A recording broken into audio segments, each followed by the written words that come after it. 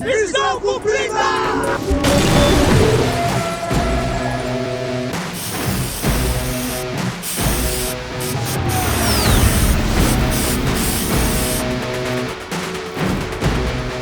O ataque aos três poderes e o quebra-quebra de patrimônio público em 8 de janeiro. O pior ataque à democracia no nosso país desde o golpe militar em 64. Mas não para ele.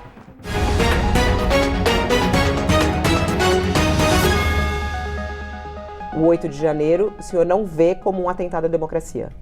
Vamos colocar o contexto. Não, a pergunta é fácil. 8 de janeiro foi um atentado contra a democracia? O 8 de janeiro foi um atentado contra o patrimônio público que eu repudio. Não foi um atentado contra a democracia. O senhor não acredita numa tentativa de golpe no 8 de janeiro? Daquelas pessoas que estavam ali, eu não acredito. Ou de qualquer pessoa? Não acredito. Nessa outra entrevista ao site UOL, ele diz que aceita o apoio da extrema-direita e tem líderes autoritários que espalham ódio e intolerância. Aquela que tem um rosto bem conhecido entre nós. Mas o que é a ultradireita? O que seria a ultradireita? É a ultradireita. Quem? Me admira você, um homem tão inteligente, você não sabe o que é a ultradireita. Você conhece esse ex-presidente, aquele que negou evidências científicas na época da Covid, fez de tudo para impedir que as vacinas chegassem aos brasileiros e não demonstrou nenhum sentimento de compaixão diante da tragédia que enlutou o país. Quantas mortes o senhor acha que é? Cara, quem fala de eu não sou governo, tá vendo? Numa atitude impensável para um ser humano, debochou daqueles que, atacados pela doença, mal conseguiam respirar. Quando você estiver lá... Atitudes que certamente contribuíram para a morte de mais de 700 mil brasileiros. Apesar dessa tragédia, Nunes teve coragem de defender que Bolsonaro foi um bom gestor da pandemia de Covid. O cara é genocida, pô.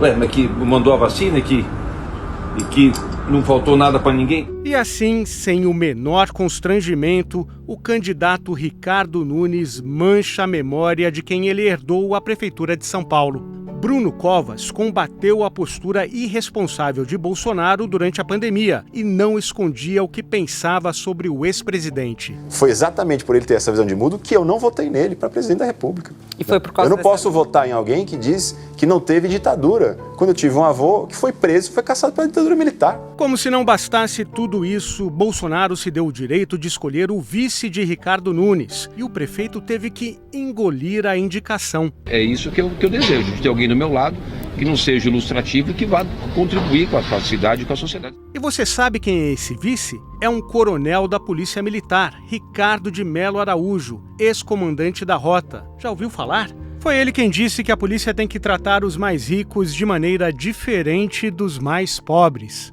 A forma de se abordar e de se falar com a pessoa é diferente. Se ele for abordar a pessoa da mesma forma que ele abordaria uma pessoa aqui nos Jardins, ele vai ter dificuldade. Ele não vai ser respeitado. Da mesma forma, se eu coloco um da periferia para lidar, falar com a mesma forma, a mesma linguagem que uma pessoa da periferia fala aqui nos Jardins, ele pode estar sendo grosseiro com a pessoa dos Jardins ali que está andando. É esse coronel que pode virar um dia prefeito de São Paulo. Já pensou? Será que os moradores da maior cidade do Brasil vão aceitar tamanho desaforo? Com certeza não, viu? Merece algo melhor e algo de pessoas que ajudem a gente. Mesmo que fosse o último candidato, eu não votaria nele. Que fique por lá mesmo, longe, bem longe.